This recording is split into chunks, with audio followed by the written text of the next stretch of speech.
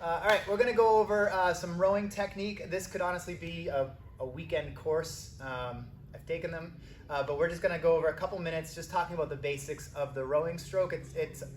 There's a lot of technique involved, but just want to point out some of the highlights. So as simple as getting into the machine is one. The foot cradles here, they are adjustable. Usually here at the gym we keep them at about a 3, which is in the middle of the road, but if you have a bigger foot, then you might want to lower this down.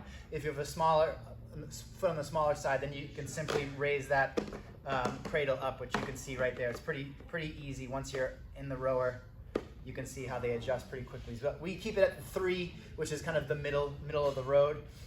So once we get our feet in, you guys can see that there's the straps here. Just want to pull those so it's fairly snug, so the foot is in there properly. So to go over the basics of the stroke, I want you guys to think about, and if you've been a member for years, you've probably heard me say this quite a bit, but just giving you a different avenue to watch. So maybe on video, you'll hear me a little better than in a big crowded class. But the rowing form is really a full body exercise. Actually, it's more legs. It's more of a drive with the legs than anything else. So we often, especially when we're yelling and screaming, we'll say pull, pull, pull. But it's really a big push and a drive with the legs that initiates the movement. So I want you to start thinking about legs, then kind of, we'll say back and arms. Arms are just the finish, and you'll see that when we do a pick drill at the end, as far as how little the arms play in the movement. So it's legs, then back and arms. So if you were to look at us from the side, if you were watching from the side, I want you to think of a clock analogy. We're gonna lean forward to 2 o'clock and lean back to 10. So that 10 to 2 is as far as you want to go. So if you see someone that's really like laying way back, it's what they call in rowing, you're kind of leaking power, leaking energy. I'm not very powerful or strong back here. You might think you're rowing further or longer. It's a longer stroke, but it's going to take a lot longer to get back into that more powerful 10 and 2 zone. And same thing here. We want to be way forward here where we've got this really bad rounded back. I'm not very powerful here, but if I'm in that 10 and 2 spot, the 10 and the 2 here to here, then I'm going to have a lot more power. I'm a lot stronger there. So I want to try to stay in that zone. So when we do our stroke, the basics, this is called the catch position right here. So I'm driving off the balls of the foot. You'll find different experts talk about whether the heel should stay down or not.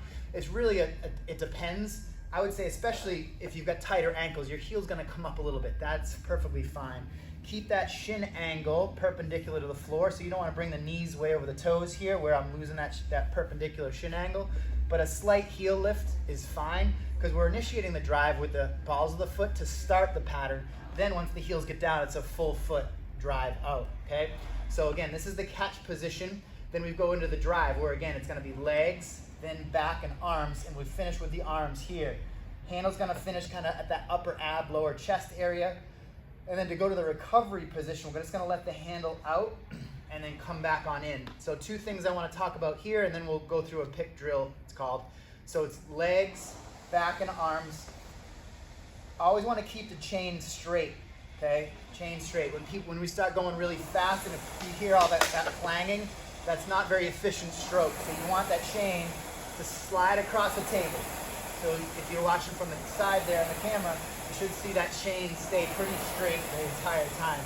The second thing is, and we see this a lot in class, is you don't want to bend your knees until that handle passes right over the knees. So this, where I have to bring that handle over my knees every time, is not very efficient. As opposed to, watch the difference. I'll do one more bad one. Don't let the knees bend until the handle passes over the knees. You're just going to clip the kneecaps off with your handle. So as soon as that handle passes, I'm letting those knees bend, okay? So as soon as the handle hits my body, let it go. So you don't want to keep it here. Don't keep it pinned to your body. Okay, then you have the tendency to bend the knees. As soon as it hits, that handle keeps moving. Hit, send it away. Hit, send it away. Okay? So we're going to do, Fallon and I are going to do a little pick drill.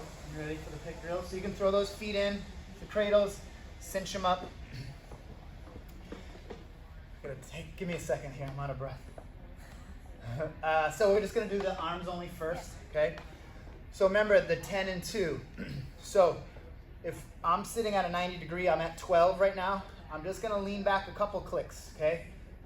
Now here, let's just do 5 of them. So legs are straight, we're just doing the arms, okay? To the handle and let it go. So just 5 reps so you guys can see on camera. All we're doing is arms. You can hardly hear the fan moving. It's 5 or 6 is fine. So we can do one more, then we're gonna do the hip hinge, so 10 and 2. So now we're gonna lean forward to 2, lean back to 10, add the hands. So just that little hip hinge, you should probably hear that on the screen now, hear how much more power we get. Then we'll do the half slide, okay? So now, we're gonna add a half of a slide. So I still pull, let the hands come forward. So I'm just getting a little bit of knee then. And let's do 5 full. Then you put it all together. Lean back to 2, 4 to 10. Remember, let the handle pass over the knees before you bend those knees. And then the last thing, that chain stays straight the entire time.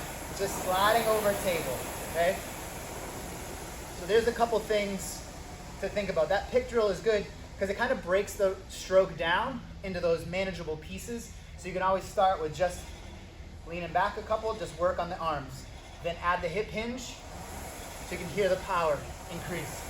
Then half slide where you get a slight knee bend, heels stay down for that part, and then you go into the full where you can put it all together. So if you kind of build it up, it's a great way to how you can kind of put the pieces together and it starts to flow. Last thing I'll say is getting out of the rower. One is, and I think most members are good with this, but you never just want to do that. That gives me anxiety. So always put it in the cradle there.